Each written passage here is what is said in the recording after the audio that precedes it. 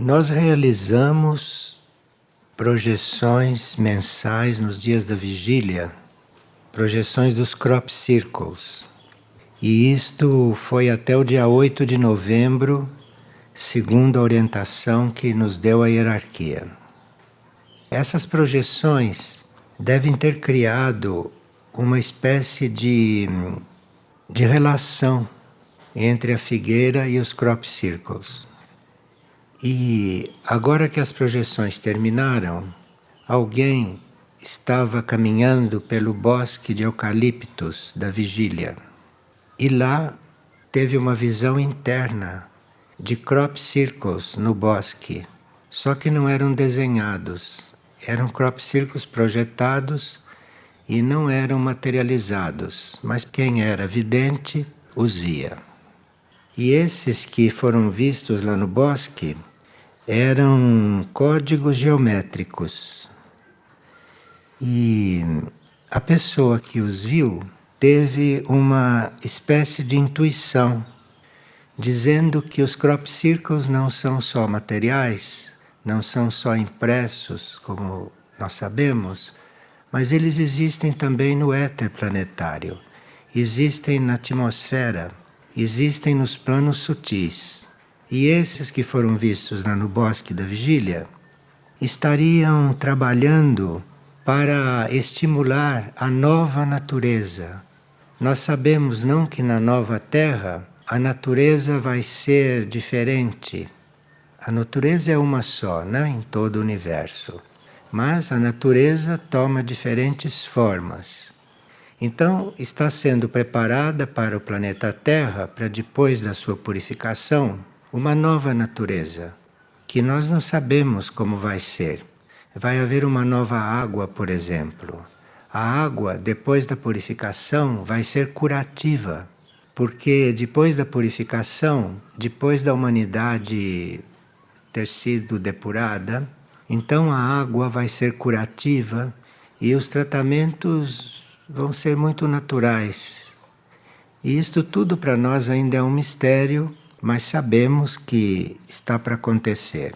Então esses crop circles que estariam ali no bosque da vigília, no ar, eles estariam colaborando para a nova natureza, segundo o que a pessoa intuiu. E uma pessoa está perguntando se um eremita pode atingir um grau espiritual elevado. Bem, depende do contato que o eremita faz com seu ser interno, depende do contato que o eremita está fazendo com Deus. São Bento, na sua regra, dizia que a gente tem que tomar muito cuidado com os giróvagos. Ele chamava de giróvagos, os falsos eremitas. Giróvagos, segundo ele, são aqueles que andam porque gostam de andar. E quando existe uma organização, geralmente nas ordens religiosas, não? Dos eremitas, então ele não é completamente solto. Um eremita, dentro de uma ordem, ele deve ser supervisado, acompanhado pelo bispo, no caso de haver hierarquia religiosa. Um bispo é o responsável por um eremita, para ver se aquilo não está degenerando em alguma coisa. E para ver, seguir acompanhar o desenvolvimento espiritual dele. Agora, há eremitas que não pertencem a ordens religiosas. São eremitas porque a mônada é eremita. E por que o eremita caminha? Por que o eremita está sempre caminhando? Os verdadeiros eremitas estão seguindo uma lei. E essa lei é anunciada nos atributos do monastério. No governo de si, nos atributos do governo de si, o número 1 diz não ter lar. Ter um lugar de pouso, mas não um domicílio. Isto é um atributo para todos os que são monges. Agora, nem todo monge é eremita. Mas faz parte da sua vida, faz parte da sua natureza não ter lar algum.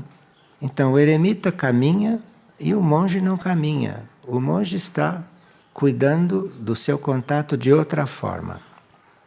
Por que o eremita caminha?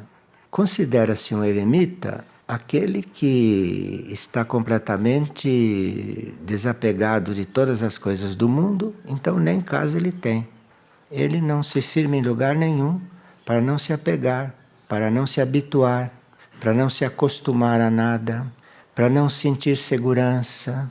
Tudo isso que a humanidade procura, isso para o eremita não só não tem valor algum, como ele quer evitar isso ao máximo, portanto ele está sempre caminhando. Agora, se ele é um verdadeiro eremita, ele presta um serviço, aquele de irradiar por onde ele passa. Então, se ele é um verdadeiro eremita, ele é um ser de irradiação. Então, ele deve caminhar, porque ele deve ser conduzido para os lugares que precisam de mais luz, para os lugares que têm mais necessidade de iluminação. Então, ele passa por ali, porque a aura dele irradia, a aura dele ajuda aqueles lugares. Então, esse é o serviço do eremita, além de outros que ele pode estar prestando. E nos atributos do monastério, além desse não ter lar, ter um lugar de pouso, mas não um domicílio, que isso é para os monges, existe um outro atributo que é do grupo da transcendência, e o número 12, que diz: sem nome, sem morada, ser verdadeiro aos olhos do grande conclave. Já este do grupo Transcendência vai um pouco além daquele do governo de si. Porque no governo de si ele não tem lar, mas na transcendência ele também não tem nome. Isto é uma evolução. Ele também não tem nome, não tem morada, e ele deve ser verdadeiro, quer dizer, ele deve ser um verdadeiro eremita aos olhos do grande conclave. Isto é, neste caso, aos olhos da hierarquia. Porque a hierarquia vai ampliando o trabalho de um eremita. Como vai ampliando? À medida que ele vai se interiorizando, que ele não está passeando, mas ele está se interiorizando, não tendo apoio algum, não tendo nenhuma referência, não no plano físico, então aí ele vai sendo notado pela hierarquia e vai sendo conduzido para aqueles lugares onde é necessária mais irradiação. Agora, se um eremita, como pergunta a pessoa, pode atingir um grau espiritual elevado, isto depende do eremita. Depende do que ele está representando. Se ele irradia por onde passa, ele vai chegar num grau elevado, porque ele não está fazendo só um processo próprio, mas ele está também cuidando da purificação planetária, se ele está irradiando. E aqui uma pessoa está perguntando: por que tantas pessoas se apegam a animais de estimação quando tantas pessoas estão carentes de um mínimo conforto? O reino humano deve servir aos outros reinos da natureza. Portanto, o reino humano deve servir não só aos seus semelhantes carentes, mas o reino humano deve também servir ao reino animal, ao reino vegetal e ao reino mineral. De forma que o fato de haver pessoas carentes não desobriga a humanidade de não servir aos animais. Inclusive de, simbolicamente, tratar pelo menos um animal diferente de como os outros são tratados. Porque a humanidade assassina os animais para comer. De forma que quem cuida de um animal, se ele também não come cadáveres de animais, ele representa um símbolo de um serviço para o reino animal. Então, há muitas pessoas carentes, mas o nosso serviço não é só com as pessoas. Nosso serviço é com os outros reinos também. E há mônadas, há seres que vêm com a tarefa de servir ao reino humano, como Madre Teresa de Calcutá, por exemplo. E outros que vêm para servir ao reino animal. Outros que vêm para servir o reino vegetal. e outros que vêm para servir ao reino mineral. Se a humanidade dividisse entre si todo esse serviço, os reinos teriam uma outra vida sobre a Terra. Mas a humanidade se ocupa de usufruir dos reinos. Usufrui dos seus semelhantes, faz os seus semelhantes trabalhar para ela, usufrui do reino animal, usufrui do reino vegetal de uma forma selvagem. Vocês veem o que estão fazendo com as florestas, sem saberem o que significam as florestas, sem saberem, ignorando que à medida que eles vão cortando as florestas, à medida que eles vão fazendo isto, vai havendo menos contato entre a Terra e os planos superiores. Porque só a presença das florestas já está fazendo um contato entre a Terra e os reinos superiores. Os reinos da natureza, humano e vegetal, teriam esse serviço. O reino humano teria o serviço através da sua oração, através do seu alinhamento, através da sua busca interior. O reino humano tem esta tarefa de ligar a terra e o céu. E o reino vegetal também tem esta tarefa. Só que o reino vegetal liga a terra e o céu através das florestas. De forma que o homem não sabe o que está fazendo. Vocês viram quando eles dizimaram todas as florestas da Europa, o que aconteceu com a Europa? A Europa se tornou materialista. A Europa se tornou um continente sem luz, de uma forma geral. Cortaram todas as florestas e a Europa ficou sem a ligação feita pelo reino vegetal. Então, aqui no Brasil, que estamos neste caminho também, é bom que a gente desperte, não? E que quem puder faça alguma coisa por isso. Quem não puder fazer nada, ore. Faça oração. Faça oração, porque a oração tem um efeito imprevisto. Orar todos podem. E se faz uma oração, e o anjo da nação canaliza aquela oração para onde for mais necessário. Então parece que a gente não pode fazer nada, mas pode, porque pode orar. E cada nação tem um seu anjo. Cada nação, assim como nós temos um anjo, as nações também têm anjos. Só que os anjos da nação são um pouco mais evoluídos do que os nossos, porque a responsabilidade deles é maior, o campo de trabalho deles é maior. Uma pessoa ouviu em alguma partilha que fizemos esses dias que Mirna Já cuida da cura das mônadas. E uma pessoa então está perguntando o que é isso, o que é cura das mônadas, não? Nós sabemos que mônada, nossa mônada, é o nosso aspecto lá no plano cósmico. Nós somos aqui, nesta terra de superfície, uma espécie de projeção, uma espécie de ilusão. Porque nós mesmos, como ser interior, somos uma mônada que estamos no plano cósmico.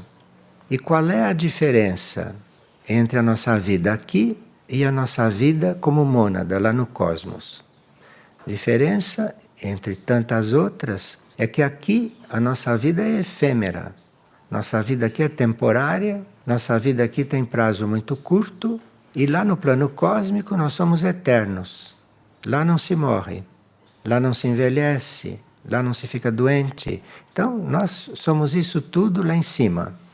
E como estamos completamente distraídos com esta vida aqui, não fazemos contato conosco lá naquele plano, lá no plano cósmico.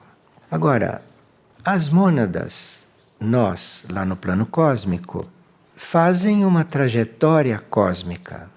As mônadas têm a sua trajetória cósmica. Aqui nós andamos pelas ruas, andamos pelos ares de avião, andamos pelos caminhos do mundo.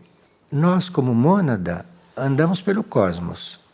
Então temos esse aspecto que faz uma trajetória cósmica, como mônada. E como mônadas, nós somos chamados de sublimes peregrinos.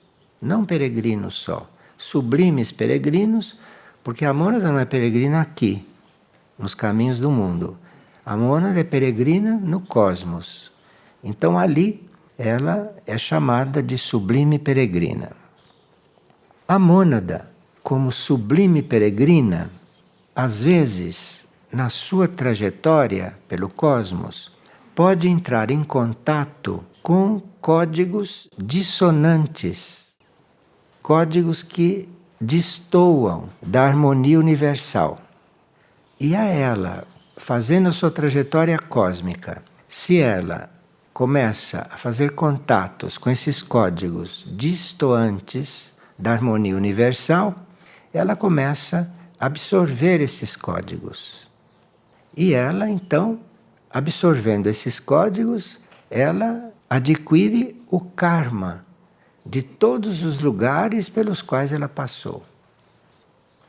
E Mirnaja faz esta cura das mônadas. Por isso é que Mirnaja não se ocupa de cura física, né? Nós sempre dizemos que Mirnaja não se ocupa praticamente de nós aqui. Mirnaja se ocupa de mônadas. E a cura das mônadas é uma atribuição de Mirnaja. Isto é, a cura dessas mônadas que, na sua trajetória, recolheram todos esses códigos desarmônicos, e essas mônadas que estavam nessa situação passam por civilizações, outras civilizações, porque as mônadas não existem só aqui, não? Passam por outras civilizações e vão recolhendo todas estas coisas.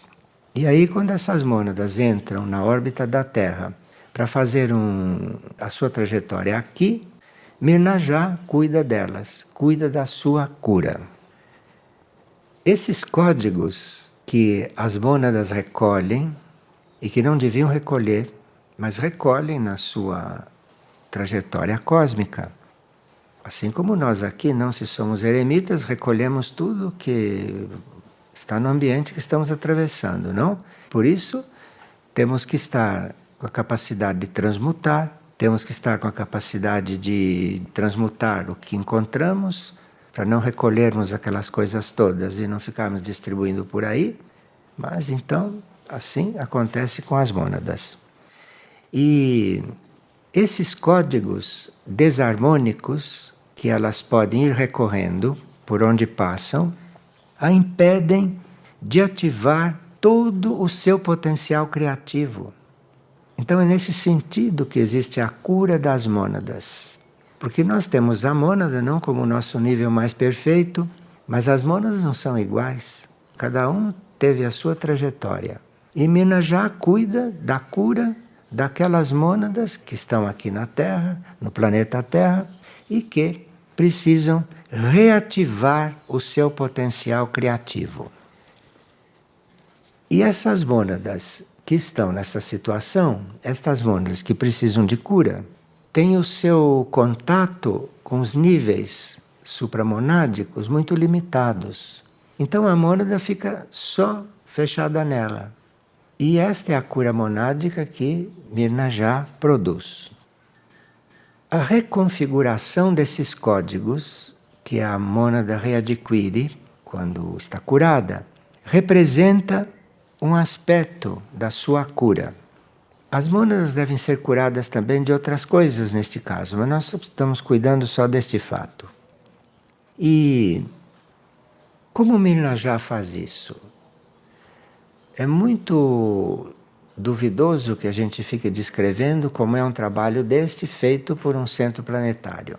Mas, para que a gente consiga perceber o assunto, consiga se coligar com o assunto e, eventualmente, colaborar com Mirnaja nesse processo, então, esta cura trata de um processo alquímico que não é possível fazer na superfície da Terra, mas que é feito nos níveis intraterrenos, que é feito nos níveis dos centros planetários.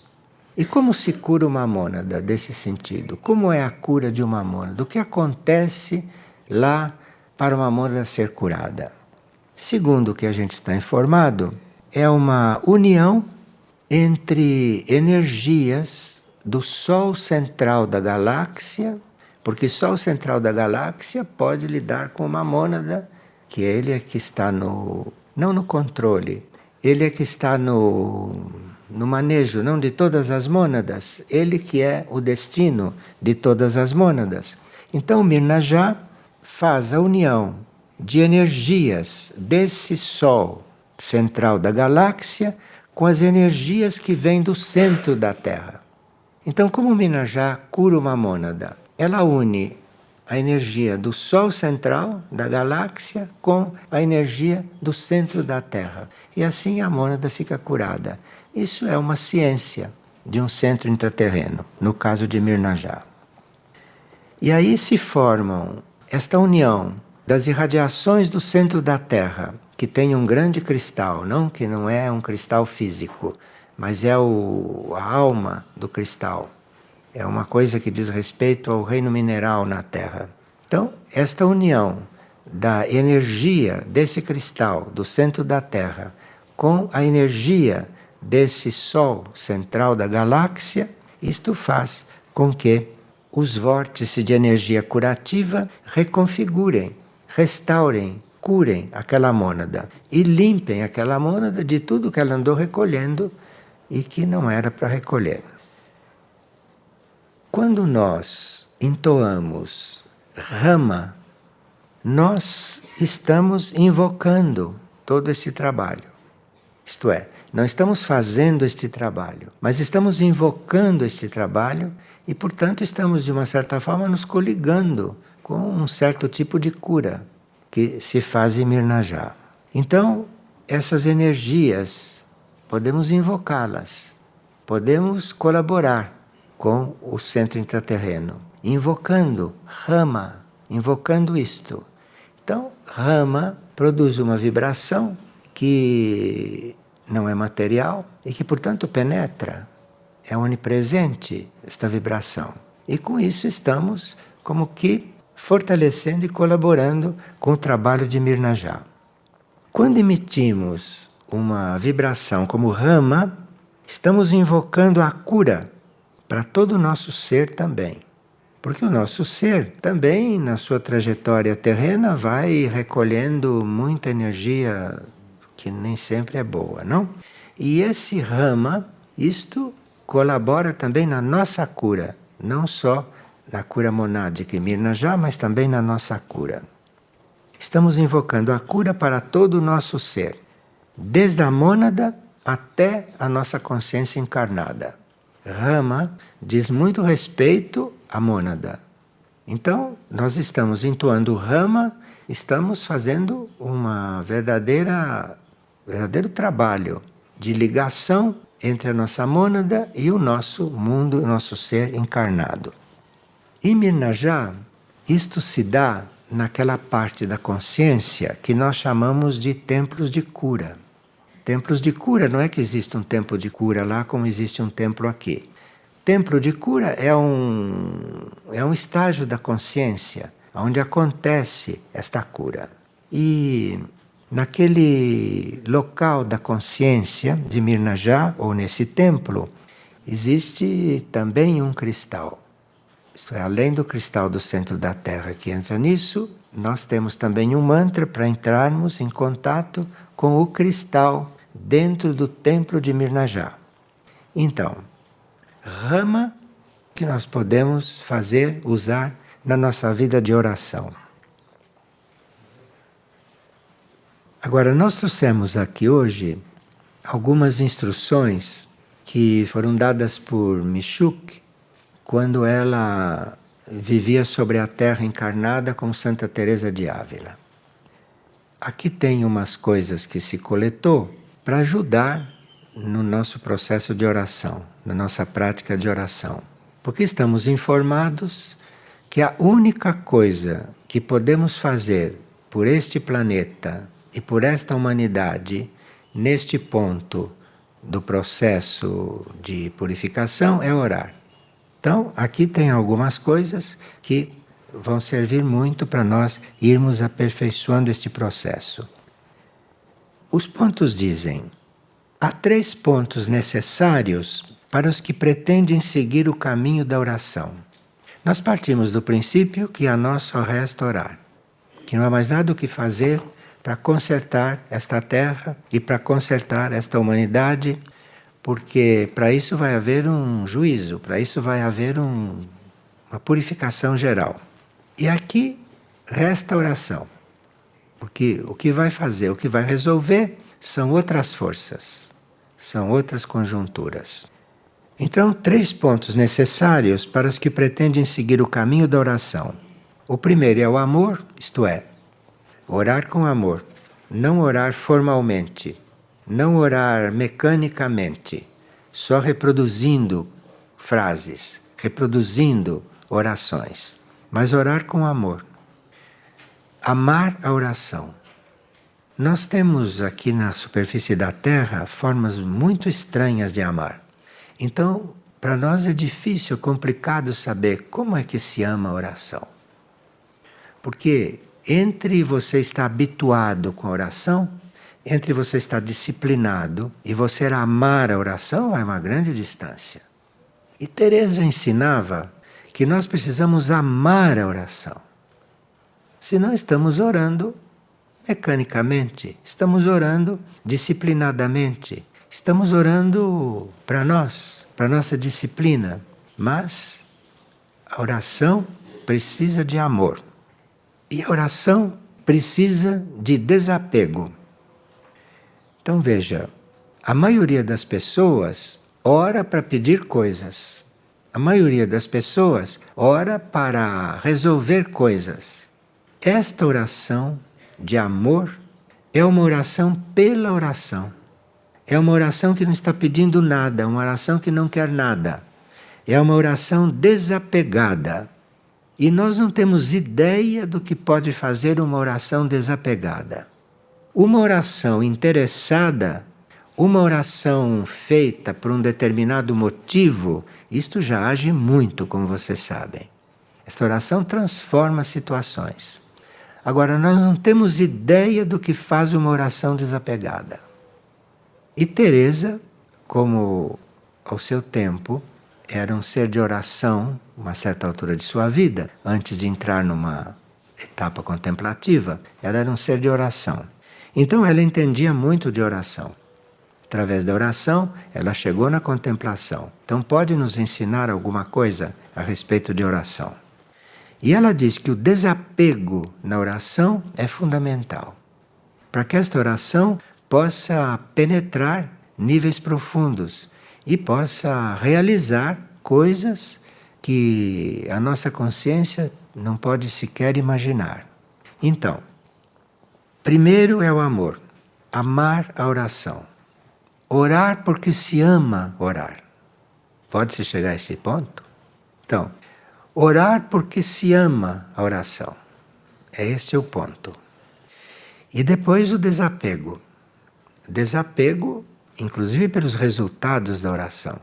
Porque se amo a oração, eu não estou orando para obter um resultado. Eu não estou orando para receber alguma coisa, senão eu não amo a oração. Eu estou usando a oração. Então existe uma diferença entre quem usa a oração e entre quem ama a oração. E quem ama a oração, ora por orar. Está orando. Tanto assim que quem ama a oração passa a orar na vida. Porque não custa nada. Não custa nada amar, sabe? O que custa é estar procurando as coisas na oração. Isso custa. Até cansa. A pessoa ora uns minutos já está cansada. Ora uma hora já tem que andar um pouco. Se ela está orando por amor, ela está orando sempre. E aí não há nenhuma dificuldade, porque ela ora por amor. Ela não tem nenhum motivo próprio, pessoal, utilitário, não, para orar. Isto é um outro nível de oração. E o terceiro, além do amor, do desapego, o terceiro é a verdadeira humildade. Agora, verdadeira humildade, onde nós vamos buscar isso? Nós, seres humanos, onde vamos buscar a humildade? Então, a humildade, um dos caminhos, uma das chaves, é justamente o caminho da oração. E aqui ela diz, num outro ponto, como que você chega na humildade? Bom, primeiro, liberar-se das afeições mundanas. Veja, a oração tem muitos trabalhos que fazer em nós. Muitos trabalhos que se unem, que se cruzam. Então, livre de afeições mundanas, resta desapegar-nos de nós mesmos. Porque somos muito agarrados ao nosso eu e nos amamos exageradamente. E aqui é que entra a verdadeira humildade. É nesta fase da oração, é nesse grau de oração. Isto é, quando nós já não temos afeição por nada deste mundo, não temos afeição por nenhuma coisa humana, estamos na vida humana e estamos com as coisas humanas servindo aqui, por algum motivo que nós desconhecemos. Mas nós podemos fazer tudo o que temos que fazer aqui sem criarmos afeições com nada deste mundo. Com nada é com nada. Então, isto é uma oração que leva à humildade. Porque nenhum de nós é humilde se tem afeições. Ou você é humilde, ou você tem afeições. Tendo afeição por qualquer coisa deste mundo, desta carne, desta pessoa humana, deste material humano, qualquer tipo de afeição, isto impede que você seja humilde. Você só vai conhecendo a humildade, e a oração é um caminho para isto, hein? A oração pura, a oração por amor, leva à humildade. Mas aí você precisa fazer um trabalho, não é só enquanto está orando. Você faz um trabalho de se desapegar de tudo. Se desapegar de tudo não é abandonar tudo. Você se desapega de tudo e você vai poder fazer melhor as coisas, se realmente não está apegado a elas. Se você não está apegado a uma pessoa, você vai poder ajudar muito mais aquela pessoa do que apegado a ela. Isto é uma coisa que Teresa descobriu, que Teresa viveu e que está ensinando para nós. Que são coisas que na vida normal nem se cogita. Mas esse é o trabalho que nós estamos fazendo na oração, evoluindo, não é? Na nossa oração. Então, livre de afeições mundanas, resta desapegar-nos de nós mesmos. Este é que é o difícil. Agora, para nós desapegarmos de nós mesmos aqui, entra a oração. Não adianta você orar para se desapegar das coisas. Isso você tem que fazer. Você tem que fazer isso com a sua consciência. Isso você tem que providenciar. Agora, se desapegar de si mesmo, isso aí precisa de outra força. Isso precisa de outra força. E aí, quem ora desta forma, vai se desapegando de si mesma. Porque ela diz que nós somos muito agarrados ao nosso eu e nos amamos exageradamente. Aqui entra a verdadeira humildade. E essa virtude anda sempre junto com o desapego. Não há humildade sem desapego. Se você está apegado a qualquer coisa, a qualquer pessoa, a qualquer situação, humilde você não vai ser. Você pensa que é humilde. Você pode ser dócil, pode ser bem educado, tudo isso. Humilde não. Porque enquanto você for apegado a você, você não pode ser humilde. Então veja que curso superior de oração está nos dando. Mas para isso nós teremos que ser puros na oração. Teremos que orar por orar, para chegar nesses pontos. E depois ela diz, de todos os modos queiramos ser pobres. Isso nós precisamos querer ser pobres. Porque pobreza não tem nada a ver com coisas materiais também. Está se falando de pobrezas num outro sentido. De todos os modos queiramos ser pobres, ter só o necessário em casa, nas palavras e muito mais no pensamento. Então, se você acha que há muita miséria, você seja pobre. Seja pobre que você está compensando tudo isso. Mas ser pobre não é só no campo material. Ser pobre não é você não ter objetos supérfluos, não usar enfeites, todas essas coisas que a humanidade usa normalmente, sem saber o que está fazendo. Então, ser pobre não é só nesse campo, na casa, no ambiente, não que deve ter só o necessário. mas também nas palavras e no pensamento. Ser pobre no plano físico é relativamente simples. Você decide e vai se desfazendo das coisas e fica só com o necessário. Mas ser pobre nas palavras, como é que se faz isto? Como é que você vai ser pobre nas palavras? Não é ficando mudo. Como não é ser pobre, você não tendo mais casa. Não. Isso é para eremita, não é para todo mundo. Então você tem que ser pobre nas suas palavras também. Porque senão você continua rico, cheio de pensamentos, cheio de palavras, você continua rico. E ser pobre é falar, usar só as palavras necessárias. Porque quando nós emitimos um som, isto é um dom, emitir um som. E se você emite um som supérfluo, você está desperdiçando um dom. E você assim não pode ser pobre. Você está rico de palavras, ou você está rico de pensamentos. Não adianta ser rico de pensamentos. Você tem que ter os pensamentos necessários. Você tem que saber o que está pensando. Na sua mente não deve evoluir nenhum pensamento inútil, nenhum pensamento supérfluo, nenhum pensamento vagante. Percebe? Tudo isso é ser rico, rico dessas coisas. Então, de todos os modos, queiramos ser pobres, ter só o necessário na casa, aqui está falando das coisas materiais, nas palavras e muito mais no pensamento. Enquanto isto fizermos, não temos que temer coisa alguma. Veja que conceito de pobreza diferente do da sociologia, hein? O pobre, nesse sentido, o pobre de si, o pobre de pensamento, o pobre de palavra, não tem medo de coisa alguma. Nós ficamos com tanto medo de tudo, não? Por que não nos tornamos pobres? Aí perdemos o medo. Porque quem é verdadeiramente pobre não tem nada a perder, não teme coisa alguma.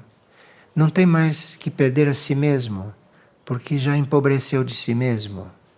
Veja, isto é profundo, hein?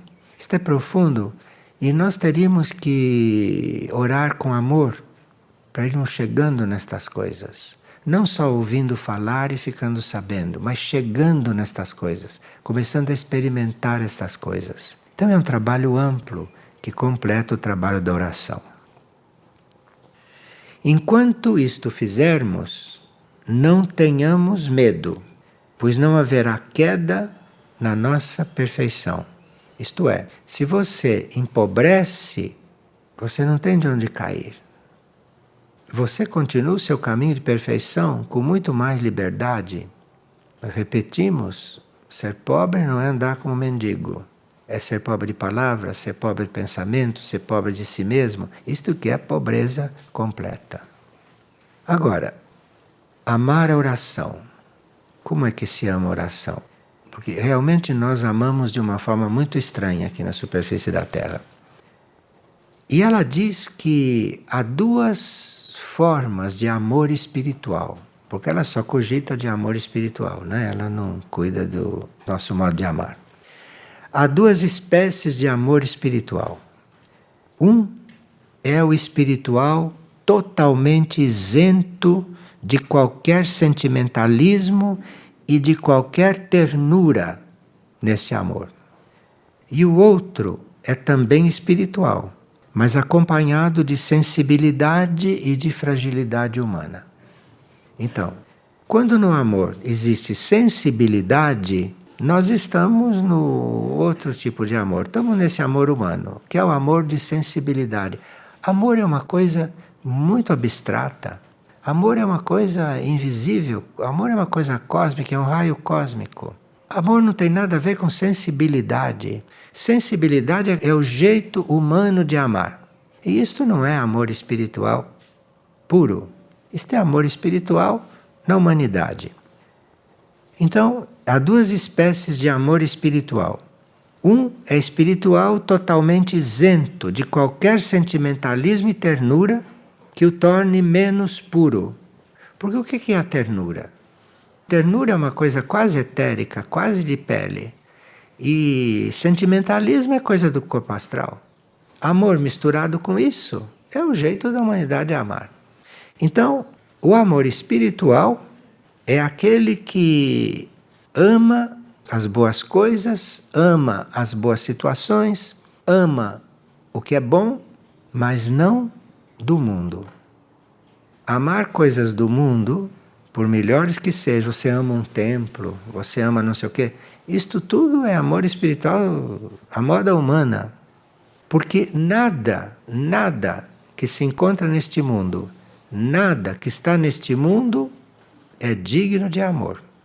Nós achamos que amamos muitas coisas deste mundo porque não conhecemos outros mundos. Se conhecêssemos, não podíamos sequer passar por perto das coisas deste mundo, a não ser por serviço. Então, o amor às boas coisas, mas não coisas deste mundo. E quais são as coisas que temos que amar que não são desse mundo? Não devem ser coisas concretas, né? Devem ser outras coisas que nós não temos palavra para chamar. Porque coisa é coisa. Mas os idiomas humanos correspondem à mentalidade humana. Então, coisa espiritual é uma coisa que não se devia falar. Mas não tem outra palavra. É thing, mesmo se você for na língua mais, thing, é coisa. Você já viu coisa espiritual? Só na mente humana é que se pode criar um idioma desse. Um idioma onde se fala coisa espiritual. Como que coisa pode ser espiritual? E se fala isso normalmente. Então aqui, coisas deste mundo não são para ser amadas, são para ser servidas. São para ser servidas, são para ser melhoradas. Mas amor mesmo é por um centro, lá no único. Amor mesmo é lá fora deste mundo. E é aquilo lá que vai distribuir o amor corretamente. É aquele centro lá, o único, a quem podemos amar, é aquilo que vai distribuir o que estamos enviando para lá. Aquilo vai distribuir isto direito. E aí talvez não houvesse mais pobres. Mas você querendo ajudá-los, resolvendo o problema deles, isso não é assim. Isso não é bem assim. Você tem que lidar com estas coisas como Teresa de Calcutá lidava, porque ela nos deixou um bom referencial. Ela vivia no meio dos pobres, mas ela não estava conectada com a miséria deles. Ela não estava conectada com a situação deles. Ela estava conectada com Deus dentro deles. Ela estava conectada com a essência, que é igual em nós todos.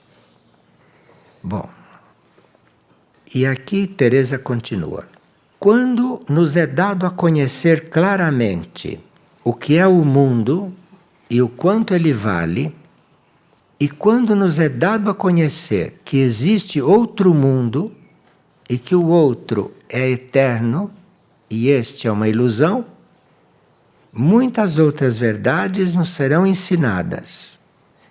E a quem se deixa instruir durante a oração, essa pessoa sabe amar muito melhor do que os que ainda não chegaram a esse conhecimento. Isto é, durante a oração, nós somos ensinados. Só que não somos ensinados por alguém que está nos ensinando, por um instrutor que está naquele momento. Nós, quando oramos de forma pura, na oração aprendemos. E o que aprendemos durante a oração? Aprendemos aquilo que precisamos aprender. Mas isso precisa estar realmente orando. Precisa estar realmente no trabalho de oração. Oração pura, amando a oração. E aí vamos aprender ali o que não aprendemos em nenhum outro lugar. O que se aprende em uma oração não se aprende por nenhuma outra fonte. A fonte de instrução que existe na oração é aquilo que nós necessitamos naquele momento, no grau certo. Então eu não sei o que fazer numa determinada circunstância. Vá orar, mas vá orar mesmo, que você vai saber o que fazer. Eu preciso de uma cura interior. Vá orar, você vai ver o que vai acontecer. Mas vá orar por amor. Não vá orar porque você precisa. Você vai orar por amor. E a oração, com a prática dela, vai nos ensinando a amar. Que é o que nós precisamos aprender. A oração vai nos ensinando a amar. E ela diz que estas almas que oram e que se aperfeiçoam nisto, já se desapegaram de bens, de satisfações, de prazeres que o mundo pode dar. Se chegaram a tal ponto, ainda que queiram, não podem deleitar-se senão no alto, senão em Deus. A oração nos leva a um ponto que mesmo que a gente queira depois gostar das coisas daqui, não consegue mais. E nós teríamos que um dia experimentar, fazer a experiência da oração. Fazer essa experiência realmente, porque esta experiência vai nos ensinar aquilo que precisamos. É muito difícil você saber o que uma pessoa precisa. Muito difícil. E nós podemos ser curados naquilo que precisamos através da oração. A oração é extremamente curativa. Naqueles pontos que nós precisamos ser curados, porque ela é sábia, hein? A oração não se desperdiça. E quando você está com ela, quando você ora, ela é você. E ela vai resolvendo todas as coisas. A oração é a nossa irmã nesta terra. A oração seria uma nossa irmã. Mas nós temos isto como uma obrigação, como uma coisa formal, temos isto como uma prática. Nós estamos lidando com uma nossa irmã que sabe tudo de nós. Você se põe a orar, aquilo que você gera, aquilo sabe tudo de você. Aquilo te transforma naquilo que você tem que ser transformado. Aquilo te dá aquilo que você realmente precisa. Aquilo te acolhe nos momentos de maior dificuldade. Mas precisa amar isto. Isto precisa ser amado para que isso possa acontecer. E há pessoas que acham que não precisam de oração, que vivem sem oração. Como será que eles viveriam se orassem, não? Você tem certeza que você não precisa de nada? Tem certeza que você tem tudo? Tem certeza? Bom, aqui ela diz: se o justo cai 7 vezes por dia, quem é justo cai 7 vezes por dia no mínimo, seria mentira dizer que nós não erramos. Então, nós estamos errando muito mais do que 7 vezes por dia. E ainda que nos acusem em um ponto no qual não erramos, jamais estamos isentos de culpa. Mesmo que dizem, você errou aqui, e não é verdade, você não errou, aceite aquilo porque você pode ter errado sem perceber. Você que acha que não errou. Mas errando, estamos todos sempre errando, sempre. Isto é um princípio de quem é orante, sabe? Isto é um princípio de quem é orante. Quem é orante está sabendo que erra mesmo sem perceber. Assim, sejamos prudentes, muito cautos mesmo. E isso, na oração, tem um grande campo de trabalho, tem um grande campo de experiência. Porque nós achamos que, quando achamos que não erramos, estamos errando sem saber. Se não oramos, ficamos completamente às cegas. Porque lá na oração, você fica sabendo de muitas coisas. A oração te informa, a oração te diz alguma coisa. E você ali está vendo no que errou, eventualmente. Está percebendo no que errou. Você termina uma oração bem feita, uma oração feita com amor, e você tem clareza de muitas coisas que você não gostaria de ter feito. Percebe o trabalho da oração como é amplo e profundo em nós e como nós precisamos desse trabalho, como nós necessitamos disso, mas necessitamos muito disso, para ter inclusive clareza da nossa própria situação. Agora, Para isso acontecer, nós precisamos não estar orando, fazendo pedidos. Isso tem que ser uma oração de amor, uma oração pura. Podemos experimentar fazer isto, não? Podemos fazer esta experiência. Se nós estamos informados de certas coisas, compreendemos melhor a graça que temos de estarmos sendo curados, de estarmos sendo ensinados. Do ensinamento está vindo para nós. Eu digo isso me tirando do meio, porque essas coisas não vêm de mim, não. Todas essas coisas, nada disso vem de mim. Mas nós temos que todos dar graças por tantas coisas estarem sendo passadas no momento correto, no momento certo. Porque a Terra está à beira de uma grande transição. E nós estamos um pouco longe de estarmos preparados para viver essa transição. E essa transição não é só no plano físico. Esta transição é em todos os níveis da Terra. Só que os seres terrestres que são mais evoluídos do que a humanidade da superfície vão passar por essa transição de outra forma, não como nós. Porque nós vamos ficar perdidos correndo por aí, sem saber o que fazer. Porque é uma experiência que nunca fizemos, não vamos saber nem como nos comportar. Mas os outros não. Os outros seres vão passar por essa transição da Terra, eles também estando numa transição. Mas numa transição evolutiva para melhor. Então eles saberão como passar por essa transição. E nós teríamos que aprender com eles. Mas nós estamos com as nossas relações todas em horizontal. Não temos relações em vertical, as relações em profundidade. As nossas relações são todas em horizontal. E aí, vamos aprender o quê? Uns com os outros? O que nós sabemos de transição da Terra? As últimas que nós vivemos já faz tanto tempo que não há quem recorde. Quem esteve na Lemúria e viveu as coisas da Lemúria, recordar não recorda mais. Tem isso já dentro do seu ser como experiência. E quem passou também pela transição na Atlântida, tem isso no seu interior, mas também não se lembra. E agora vamos passar por uma outra.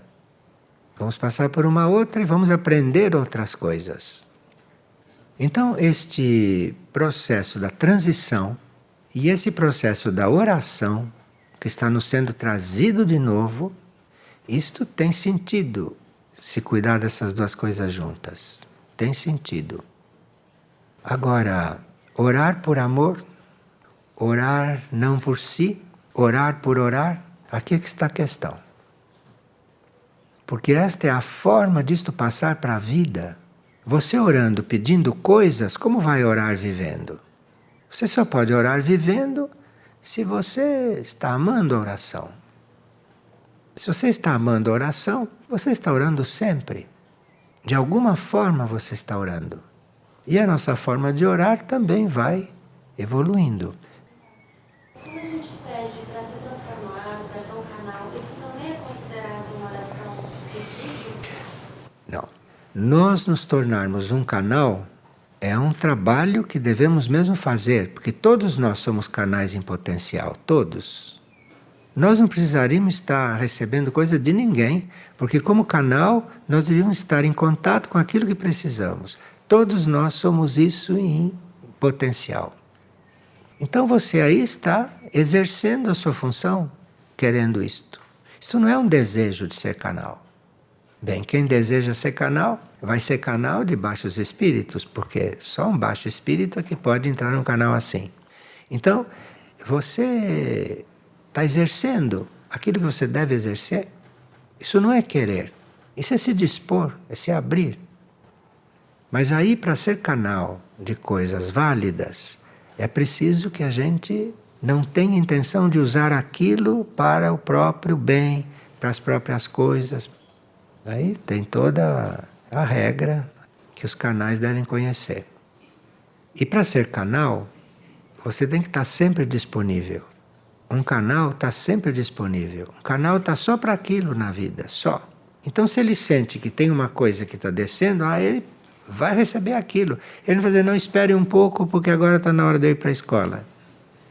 que é como nós fazemos. Tem gente que faz reunião de canalização com hora marcada. Segunda, quarta e sexta, quando ele chega do trabalho, vai se reunir para fazer canalização.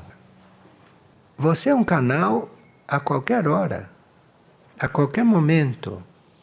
E se tem algo a ser canalizado, você para tudo, é aquilo, aquele momento ali. Somos todos canais, em potencial. Temos muito que orar, né? Temos muito que orar.